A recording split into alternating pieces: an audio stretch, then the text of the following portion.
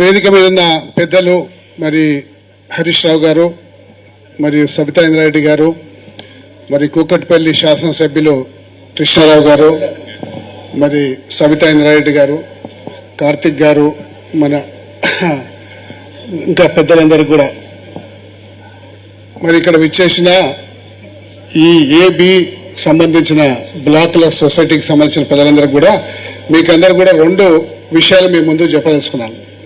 ఒక 5 సంవత్సరాల క్రితం నేను ఇక్కడికి వచ్చిన, మూసీ చైర్మన్ హోదాలో ఇక్కడికి వచ్చిన, మీకు గుర్తుందనుకుంటాం.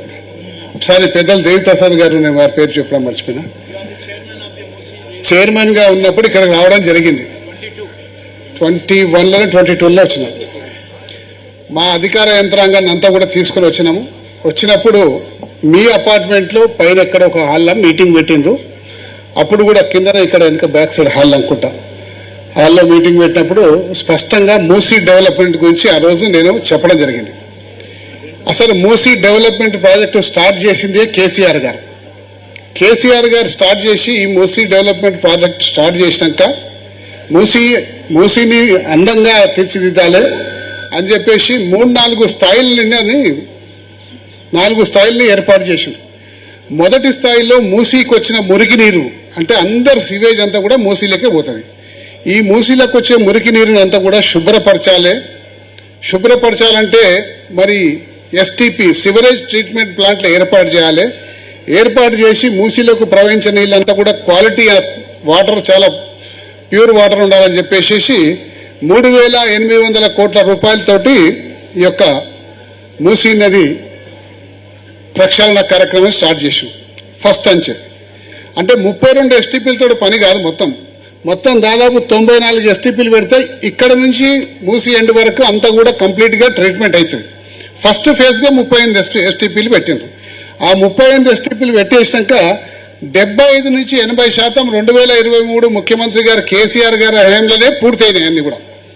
రెండో అంచె ఏంటంటే ఇక్కడ మూసీ కంపాక్ట్ ఉంది, మీకు ముందుకు పోతే బాగా స్ప్రెడ్ అయి ప్రవహిస్తుంది. ఎంత స్ప్రెడ్ అవుతుంది అంటే 1 కిలోమీటర్ కూడా ఈడికెళ్ళాడదాకా. ఆ స్ప్రెడ్ అయి ప్రవహించినప్పుడు వాటర్ లెవెల్ పెరిగినప్పుడు అక్కడక్కడ గుంతలలో నీళ్లు ఉంటాయి, తగ్గినప్పుడు ఒకటే పాయలో వెళ్ళిపోతుంది. కాబట్టి ఆ గుంతలలో నీళ్ళన్నీ కూడా నిండినప్పుడు బాగా మస్కిటో మీన్స్ డెవలప్ అయ్యి, మస్కిటో లార్వా డెవలప్ అయ్యి ఆ పక్కకు చుట్టుపక్కల కాలనీలకు అందరికి కూడా బాగా ఇబ్బంది అవుతుంది, విపరీతమైన దోమలు ఉంటాయి. కాబట్టి ఆ స్ప్రెడ్ అయ్యి ప్రవహించకుండా ఒక ఛానల్ చేసి, పెద్దలు కృష్ణారావు గారు చెప్పినట్టు ఒక ఛానల్ చేసి ఆ ఛానల్లో ప్రవహించేటట్టు దాన్ని మనం మూసీని తీసుకురావాలని చెప్పేసి రెండో ఆలోచన చేసినాం. మూడో ఆలోచన ఏంటంటే ఇటువైపు అటువైపు రోడ్ నెట్వర్క్ వేయాలి. మూడో ఆలోచన ఈ రోడ్ నెట్వర్క్ వేయాలన్నప్పుడు అప్పుడు ఎక్కడైతే వీలు కాదో అక్కడ 100 ఫీట్ రోడ్ని 30 ఫీట్లు చేయాలి, ఎక్కడైతే వీలైతే 100 ఫీట్ చేయాలి. కానీ యాక్సెస్ అనేది నార్త్ ఈస్ట్ అంటే ఈస్ట్ వెస్ట్ కారిడార్ అని ఒకటి తయారు చేస్తాం. అంటే నాగోల్ నుంచి గండిపేట వరకు ఇక్కడ తయారు చేస్తాం. కానీ నేను ఇక్కడ మూసీ చైర్మన్ హోదాలో వచ్చినప్పుడు స్పష్టంగా మీ అందరూ కూడా చెప్పిన ఏంటంటే మీ ఇళ్ళకి ఎటువంటి డోకా లేదు అని చెప్పేసి ఆ రోజు చెప్పడం జరిగింది. ఎందుకంటే ఆ రోజులో కూడా ముఖ్యమంత్రి గారి దగ్గరికి మేము డిస్కస్ చేసినప్పుడు మా డిపార్ట్మెంట్కి సంబంధించిన మంత్రి కేటీఆర్ గారు ఉండే, కేటీఆర్ గారికి మేము డిస్కస్ చేసి ఈ విధంగా కొన్ని కన్స్ట్రక్షన్స్ వస్తున్నాయి, మరి వాళ్ళందరూ కూడా పర్మిషన్ తీసుకొని గవర్నమెంట్ ప్రభుత్వం పర్మిషన్ ఇచ్చినాక కట్టిన ఇండ్లే, అందులో ఇదొకటి. మీరు గవర్నమెంట్ పర్మిషన్ ఇచ్చింది, మీకు అందరూ కూడా స్పష్టంగా ఆ రోజుల్లో పర్మిషన్ తీసుకున్న ఇండ్లు కాబట్టి ఎవరికి ఎటువంటి డిస్టర్బ్ లేకుండా మూసీ నదిని అభివృద్ధి చేయాలని చెప్పేసి ఒక ఆలోచనతోటి అప్పటి ముఖ్యమంత్రి గారు మనం ఈ నిర్ణయం తీసుకోవడం జరిగింది. అందుకని అప్పుడు ముఖ్యమంత్రి గారు స్టార్ట్ చేసినా కానీ ఎక్కడ చిన్న డిస్టర్బెన్స్ కూడా జరగలేదు, అంటే చిన్న అలజడి కూడా జరగలేదు. మూసీ ప్రక్షాళన కార్యక్రమం అవుతుంది సాగుతుందని చెప్పి. కానీ ఈ మధ్య కాలంలో ఇక్కడ బ్యాక్ సైడ్ ఒక 62 ఎకరాలు ప్రభుత్వ రెవెన్యూ ల్యాండ్ ఉంది. దీని బ్యాక్ సైడ్ ఈ 62 ఎకరాల రెవెన్యూ ల్యాండ్లో కొన్ని మసీదు, ఒక గోశాల అండ్ దర్గా అట్లాంటి చిన్న ఎంకరేజ్మెంట్స్ ఉన్నాయి. వాళ్ళని కన్విన్స్ చేసి మాట్లాడి వాళ్ళ దగ్గర వేరే దగ్గర ల్యాండ్ కేటాయించి ఏదో చేసి దాన్ని డెవలప్ చేద్దాము, ఎవరికి ఇబ్బంది కాకుండా అనే ఉద్దేశంతో ఆ రోజు ఇన్స్పెక్షన్కి ఇక్కడ రావడం జరిగింది. మీరు పిలిస్తే మీ దగ్గర కూడా రావడం జరిగింది. సో ఇదంతా ప్రక్షాళన కార్యక్రమాన్ని 3 అంచెలుగా తీర్చిదిద్దిండ్రు. ఈ మూడో అంచనా ఎప్పుడు వస్తుందంటే ఈ ప్రక్షాళన స్టార్ట్ అయినాక అన్ని ఎస్టీపీలు 94 ఎస్టీపీలు కట్టినాక రెండో అంచె ఏంటంటే మూసీని కంప్లీట్గా ఎప్పుడుగా నిరంతరం ప్రవహించే విధంగా ఎక్కడ కూడా నీరు స్టాగ్నేట్ కాకుండా ఇట్లా యూ షేప్ లాంటిది ఇట్లా కట్టాలి. యూ షేప్ లాంటిది కడితే ఏమవుతుందంటే బాగా వర్షాలు పడ్డప్పుడు 2020లో వర్షాలు బాగా పడ్డాయి మీకు గుర్తు. 2020లో బాగా వర్షాలు పడ్డప్పుడు కూడా అదే వర్షాలలో మేము MFL మ్యాక్సిమం ఫ్లడ్ లెవెల్ యొక్క ఆ కొలతలు తీసుకోవాలని చెప్పి ఆ వర్షాల్లో రెయిన్ కోట్లు వేసి డ్రోన్లు పెట్టి మేము 4 టీంలు పెట్టి చిత్రీకరించినాం. MFL లెవెల్లో ఎక్కడ కూడా చిత్రీకరించినా మీ దాకా రాలే నీళ్ళు. అప్పుడు మీ దాకా వచ్చినాయి రాలేదా? అంత పెద్ద వర్షాలు పడ్డా మీ దాకా రాలే, ఎందుకంటే ఇక్కడికి వెళ్ళి స్టార్ట్ అయింది కాబట్టి ఇక్కడ రాలే. కిందికి వచ్చినప్పుడు మాత్రం ప్రవాహం బాగా పెరిగింది. పెరగడం వల్ల వాటిని కూడా కంప్లీట్గా డ్రోన్ తోటి చిత్రీకరించిన చిత్రాలు ఉన్నాయి. కానీ ఆ రోజు మేము అఫీషియల్గా పబ్లిష్ చేయలేకపోయినాం. అఫీషియల్గా పబ్లిష్ చేయాలి. పబ్లిష్ చేసినప్పుడు పేపర్ పరంగా ప్రకటన ఇచ్చాలి, ప్రజల యొక్క అబ్జెక్షన్స్ని కాల్ఫర్ చేయాలి, ప్రజల యొక్క ఒపీనియన్ తీసుకోవాలి, ఒపీనియన్ తీసుకొని చేయాలి. కానీ ఇవాళ MSL పబ్లిష్ చేయలేదు. MSL పబ్లిష్ చేయండి, ఏ విధంగా నోటీసులు ఇచ్చిండ్రు, ఈ ప్రభుత్వానికి హక్కే లేదని కూడా ఈ సందర్భంగా మీ అందరికీ చెప్తున్నాను.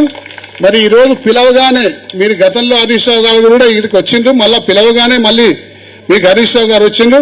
పిలిస్తే పలికే మనిషి అయినా అలాగే హరీష్ రావు గారు కానీ, సబితా ఇంద్రారెడ్డి గారు, మరి దేవి ప్రసాద్ గారు, కార్తిక్ గారు, మరి మేయర్ గారు, మరి కృష్ణారావు గారు, మరి KTR గారు, KCR గారు అందరం మీ వెనుక ఉన్నాం.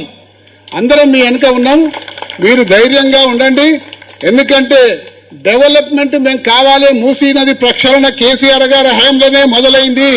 కానీ ఏ ఒక్కరి ప్రజలకు కూడా ఇబ్బంది లేకుండా మూసీ డెవలప్మెంట్ చేద్దామని చెప్పి ఆ రోజు KCR గారు అనుకున్నారు. కానీ ఈ ప్రభుత్వము భిన్నంగా ఆలోచించి ప్రజల ఆస్తులు కొలగొట్టి ప్రశాంతంగా జీవిస్తున్న ప్రజలకి నిద్ర లేకుండా రాత్రులు చేసే విధంగా ఈ రోజు నోటీసులు ఇచ్చి భయభ్రాంతులు చేసి మూసీని డెవలప్ చేస్తా అంటే మాత్రం BRS పార్టీ మీకు అండగా ఉంటుంది, ఖచ్చితంగా మీ వెనక ఉంటుంది. రాబోయే ప్రభుత్వం BRS ప్రభుత్వమే.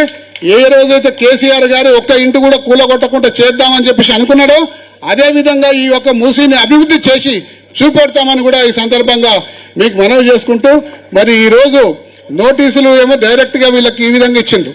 కొంతమందికి ఏమో పేపర్ ప్రకటన ద్వారా నోటీసు, సర్వే నెంబర్ ద్వారా నోటీసులు ఇచ్చిండ్రు. మరి ఒక ప్లేస్లోనేమో వాళ్ళు TDR ఇస్తా అంటారు, ఒక ప్లేస్లోనేమో మీకు కంపెన్సేషన్ ఇస్తా అంటారు. అంటే ఒకటే ప్రాజెక్ట్ కింద TDR కంపెన్సేషన్ 2 విధాలు ఎందుకు అంటే వాళ్ళకే ఏ విధంగా స్పష్టత లేదు, ఏం చేయాలని అర్థమైతే లేదు. కానీ KCR గారు కాళేశ్వరం 3 సంవత్సరాల్లో కట్టిండు, బ్రహ్మాండంగా కట్టిండు.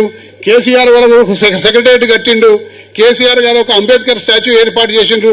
నా ముద్ర కూడా ఏదైనా ఉండాలి హైదరాబాద్ మీద అని ఒక ఆలోచన తప్ప ప్రజల సంక్షేమం ఇందులో లేదని ఈ సందర్భంగా మీకు మనవి చేసుకుంటాము. కాబట్టి మీరు ధైర్యంగా ఉండండి అని చెప్పి ఈ సందర్భంగా మనవి చేసుకుంటూ సెలవు తీసుకుంటాను. Thank you very much.